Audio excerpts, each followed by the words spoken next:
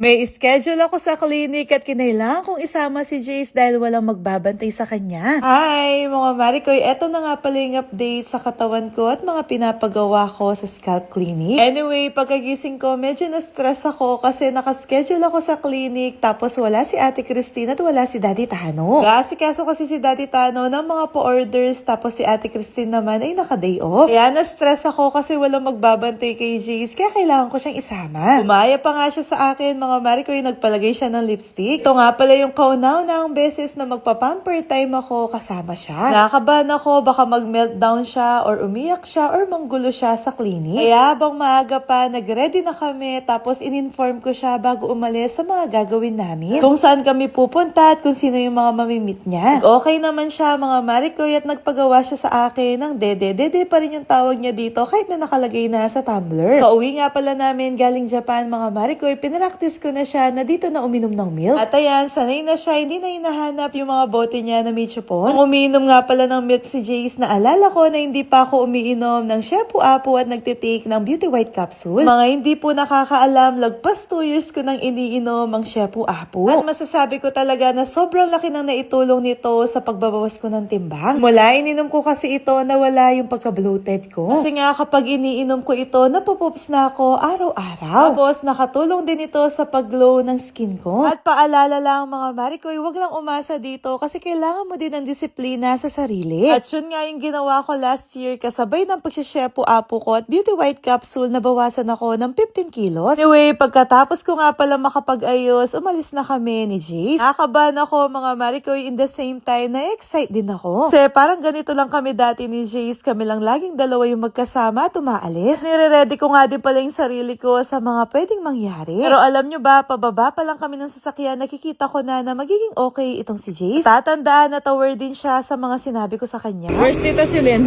Here. Datungan!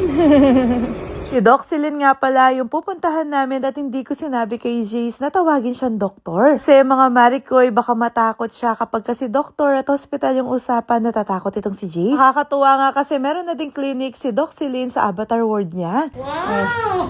Who's that daw? Who's that? Tita Celine. That's Tita Celine. What? I can paint, okay? I Oo. can paint my me face. I like that.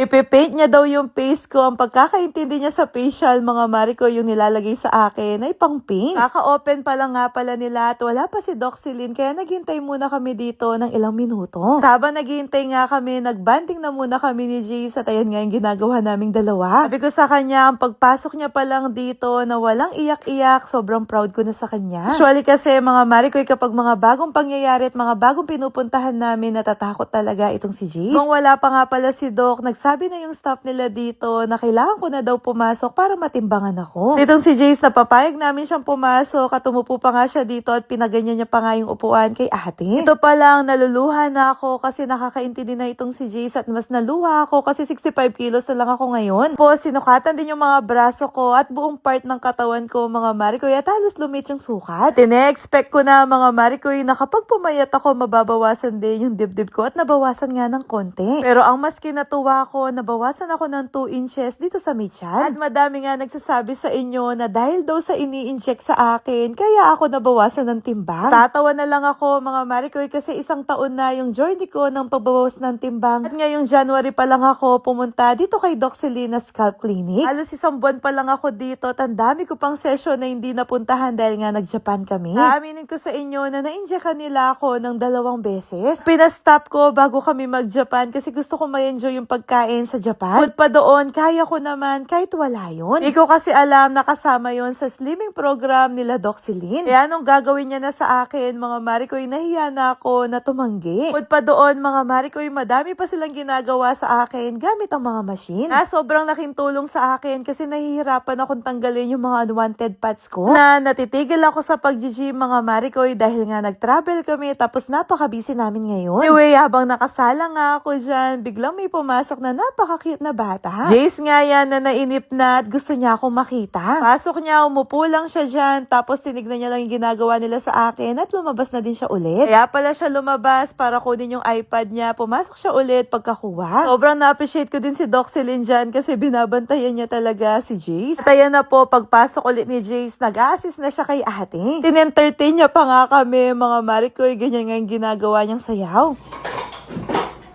What's that? What are you doing? Like this. Nung sa tiyan na nga pala si ate, mga Marikoy, biglang napatayo itong si Jace na para bang natatakot. Nakausap ko siya dyan, sabi ko sa kanya, okay lang, hindi naman ako nasasaktan. Mayo siya ng konti sa amin, mga Marikoy, at tinitignan niya yung ginagawa sa akin. Napansin niya na tumatawa pa ako at hindi naman ako nasasaktan, lumapit na ulit siya. Naayos niya pa nga yung mga gamit niya dito sa upuan, tapos tinuloy niya na yung pagsasayaw. Hindi ko nga din alam kung anong sayaw yung ginagawa niya, ngayon ko lang din nakita yung mga steps niyang yan. Basta ang alam ko, yung ginagawa sa akin ni ate nakakatulong para mag-melt at mag-lip yung mga unwanted parts ko. Lalo naging effective yan kasi meron kaming entertainer dito.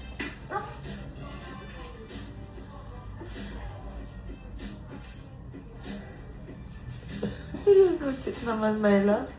Para sa akin, mga Marikoy, ito na talaga yung pinaka-the best na pamper time ko. Dati, losyang ako sa pag-aalaga sa kanya, lalo na tuwing umiiyak siya. Yun, eto na kaming dalawa. Napakalaki na ng improvement niya, kaya meron na akong time para sa sarili ko. Kaya sa mga tulad kong nanay na feeling nyo wala na kayong pag-asa o kaya wala na kayong time para sa sarili nyo, lalo na kung kakapanganak nyo pa lang, mga Marikoy, hindi nyo naiisip ko dati, pero tignan nyo naman, after 6 years, nagkaroon ako ng time para sa sarili ko. Tagal man, pero sobrang worth it kasi habang may time ako para sa sarili ko, kasama ko din itong si Jace para suportahan niya ako. At eto, sabay na kami nag-i-improve, mga Marikoy. Pansin nga pala ni Doc yung mga marka dito sa braso ko na tanda ng mga sugat na naging marka na maitim. Na nagsuggest si Doc na may gagawin siya para mag-light itong mga to. Yan na yung last na ginawa sa akin. Umuwi na kami para sunduin si Daddy Tano. Tok, tok, tok, tok, tok, tok, tok. Again.